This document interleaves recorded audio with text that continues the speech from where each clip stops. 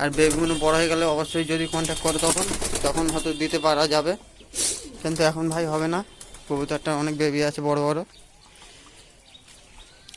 আর দেখুন কবুতরগুলো কিরম রুটি খাচ্ছে, এবং শীতকালে রুটি খাওয়ালে কবুতরকে খুবই ভালো। দেখে নিন রুটি দিয়েছি, এরা কি সুন্দর খেয়ে নিচ্ছে, সব কবুতর খাচ্ছে। আর যেগুলো একটু থালায় উঠতে ভয় পাচ্ছে সেইগুলো একটু এদিক ওদিক ঘুরি করছে। আর শীতকালে অবশ্যই রুটি খাওয়াবেন কবুতরকে, কবুতর সুস্থ থাকবে। আর ভালো ওড়ানোর জন্য কবুতরের রুটি খাওয়ানো খুবই প্রয়োজন। দেখে নিন আমাদের সব কবুতর রুটি খাচ্ছে। আর কালকের আমাদের সঙ্গে একটা দুঃখজনক ঘটনা হয়ে গেছিলো। আমাদের যে বেবিগুলো ছিল তার বেবির মধ্যে এই একটা বেবি টিকে গেছে, দেখে নিন এই একটা বেবি টিকে আছে। আর বাকি 3টে বেবিকে একটা বিড়াল এসে সবকটা বেবিকে মেরে দিয়েছে। তো আমি ভিডিওটা করিনি, কালকে খুবই দুঃখে ছিলাম, তাই জন্য কালকে কোনো ভিডিওই করি না।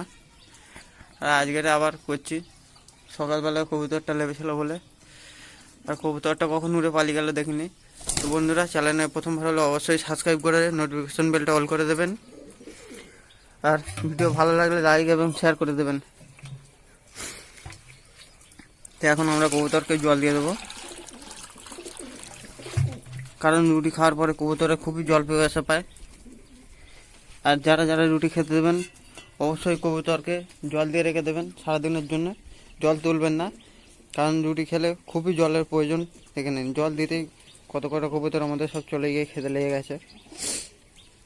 আর যদি ওই কবুতরটা আবার ফিরে আসে তো অবশ্যই আরও ভিডিও করে আপনাদের সঙ্গে শেয়ার করে দেবো। তো বন্ধুরা, আজকের জন্য এই অবধি, দেখা আবার অন্য কোনো দিন নতুন কোনো ভিডিও নিয়ে, নতুন কোনো টপিক নিয়ে। তো ততক্ষণের জন্য টাটা, বাই বাই।